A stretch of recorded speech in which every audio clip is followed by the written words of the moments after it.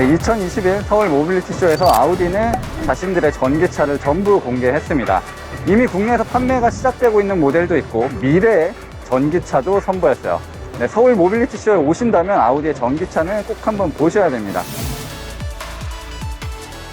자, 먼저 보고 계시는 모델은 RS e-tron GT라는 모델이죠. 네, 아우디 전기차 중에서 RS가 처음 붙은 모델이기도 하고요. 그리고 그 옆에 있는 모델은 Q4 e-tron. 제가 이제 독일에서 타고 왔었던 모델입니다. 이 아우디의 전기차가 굉장히 독특한 부분들이 있는데 아무래도 폭스바겐 그룹에서 전기차 부분에 있어서는 선도적인 역할을 담당하고 있거든요.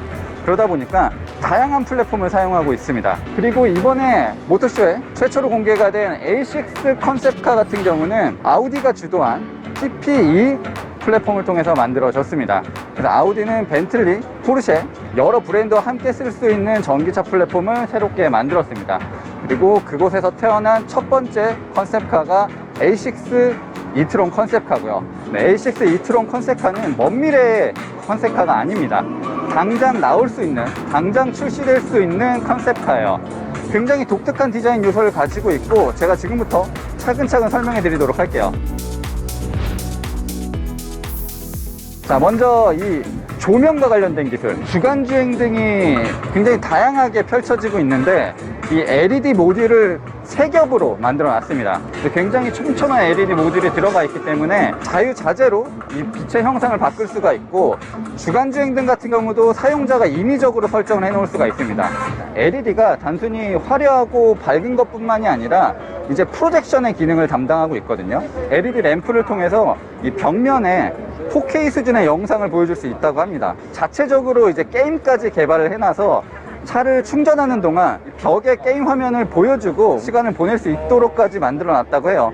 뭐 이런 여러 가지 요소들은 컨셉의 성격이 강하지만 분명히 헤드램프는 더 발전할 거예요. 이 엠블럼 같은 경우에도 빛이 들어오죠. 앞에는 흰색 빛이 들어오고 뒤쪽 테일램프에는 빨간 빛이 들어오게 됩니다.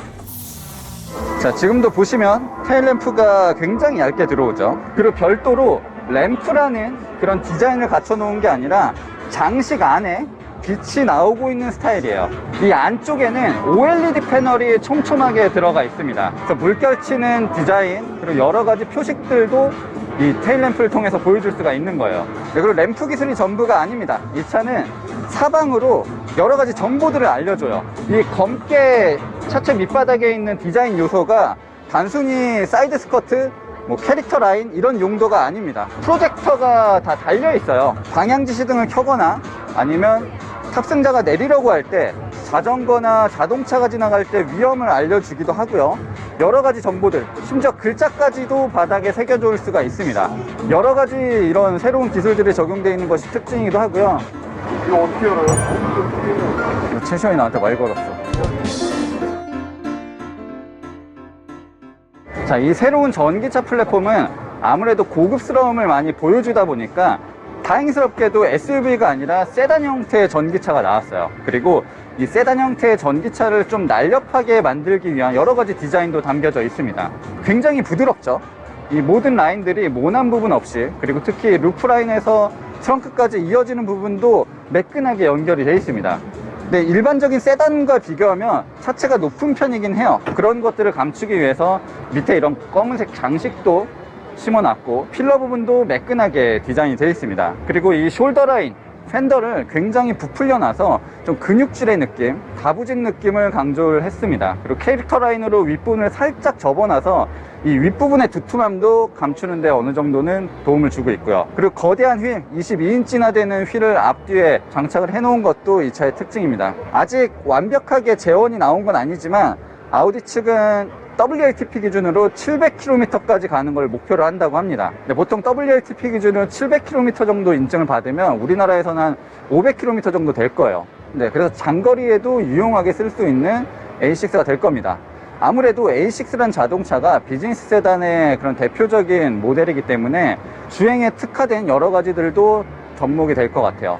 네, 빠르면 2022년 말 2023년에 A6 e-tron 컨셉으로 만들어진 양산차가 공개될 예정이고요. 저는 개인적으로 너무 전기차가 SUV 형태만 나오고 있어서 아쉬운데 이런 세단 형태들 그리고 쿠페 형태들 스포츠백 같은 그런 날렵한 전기차도 더 많아졌으면 좋겠습니다. 근데 서울 모빌리티 쇼에 오신다면 A6 이트론 컨셉카는 꼭 보고 가셔야 됩니다.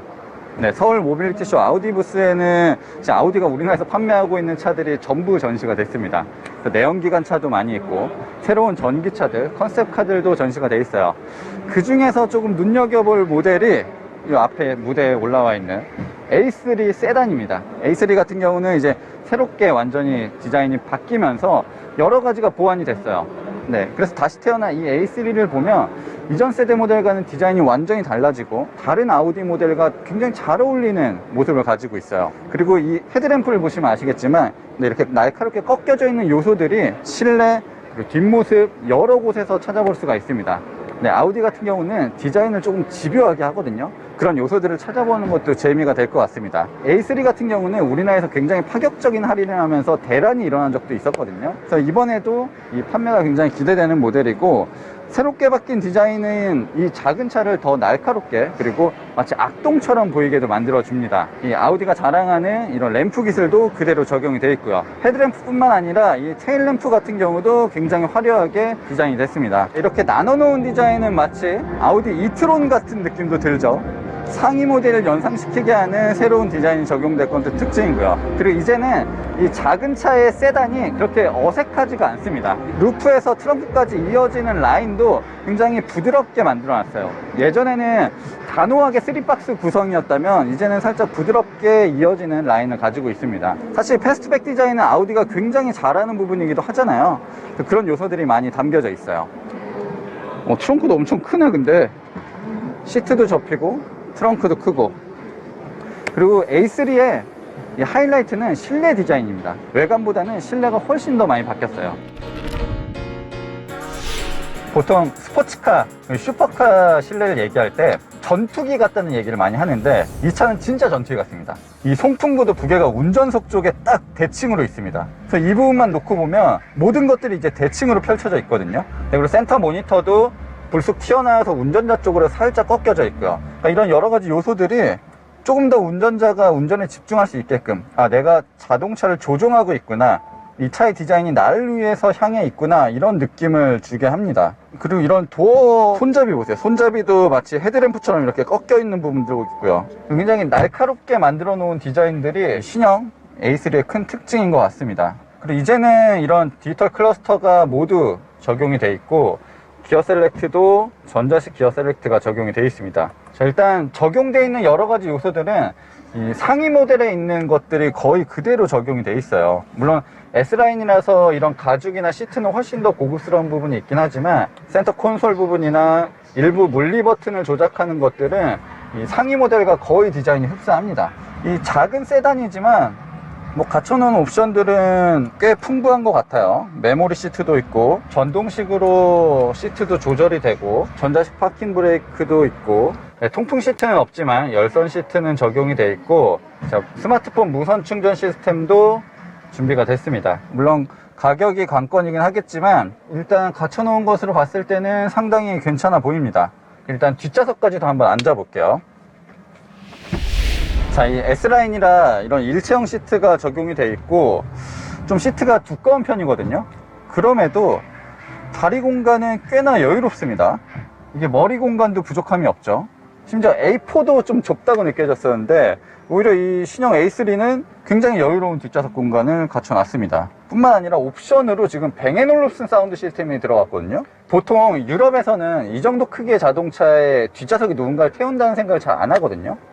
그래서 송풍구가 없는 경우도 많은데 지금 이 모델은 뒷좌석에도 송풍구가 있고 USB-C 타입도 단자가 2개나 마련이 됐습니다. 그리고 컵홀더도 있고요. 이런 작은 세단이 북미 시장이나 신흥 시장에서 굉장히 큰 역할을 하고 있거든요. 그래서 아우디도 조금 더 노력을 해서 많은 단점을 보완해 놓은 것 같습니다.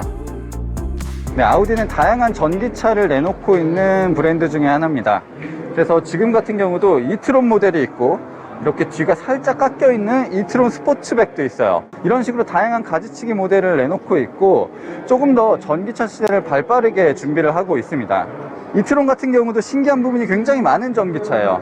우리나라에서는 양산차 최초로 카메라를 사용하는 사이드 미러를 적용하기도 했고요. 현대차나 제네시스 같은 경우는 이 모니터가 별도로 붙는데 그런 것들도 깔끔하게 디자인한 게 훨씬 더 혁신적이고 진보된 기술이라고 할 수 있겠죠. 그리고 심지어 이 차가 훨씬 먼저 나왔거든요. 그럼에도 이렇게 예쁜 디자인을 한다는 거, 물리적인 버튼도 없앴고 디자인도 예쁘게 만들고 뭐 이런 것들이 아우디의 힘이 아닐까 생각이 듭니다. 네, 뭐 지금까지 전기차 얘기를 많이 했지만 아직까지 저도 전기차보다는 내연기관을 더 선호합니다. 이 아우디에 굉장히 강력한 터보 엔진이 장착된 RS7을 직접 도로 위에서 만나보도록 하겠습니다. 실리콘 접이식 컵. 아우디 VIP룸에 오신 기빈 여러분 진심으로 환영합니다. 보통 0km에서 100km를 발진하는 속도를 제로백이라고 하거든요.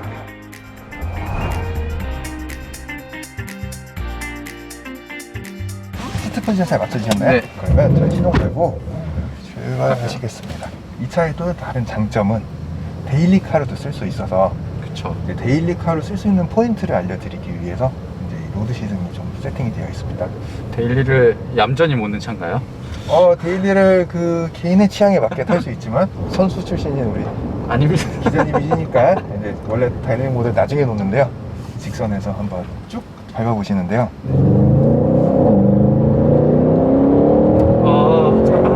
요즘 아무리 전기차가 많아진다고 해도 이런 감성은 안 나오는 것 같아요. 네, 맞습니다. 지금처럼 가면 그냥 일반 세단이죠. 세단으로 정말 편안하고요.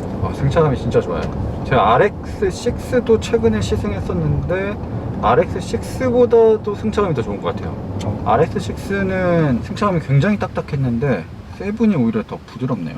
아까 사운드가 너무 좋았거든요. 네네. 아까 잠깐 달렸을 때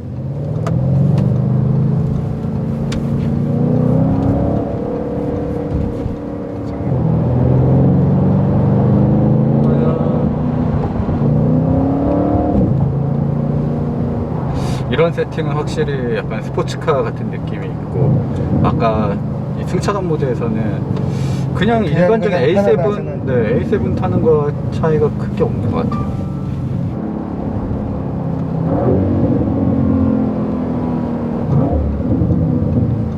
그리고 지금 행사 기간 내에 네. 혹시라도 차량 계약을 하시는 분에게는 소정의 그 혜택이 있대요. 네, 그것도 인포데스크에서 한번 물어보시면 좋을 것 같습니다.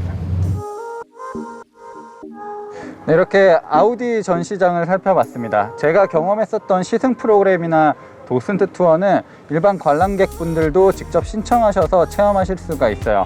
아우디 전시장 오신다면 아우디의 모든 전시 차량도 꼼꼼하게 살펴보시고 이런 시승을 통해서 좀 아우디의 진면목을 느껴보셨으면 좋겠습니다. 사실 뭐 RS6나 RS7 이런 차를 평소에 쉽게 시승할 수가 없잖아요. 그래서 이번 기회에 타고 싶었던 아우디 모델들 한번 경험해 보시면 좋을 것 같습니다. 저는 지금까지 모터래프 김상영이었습니다. 간다.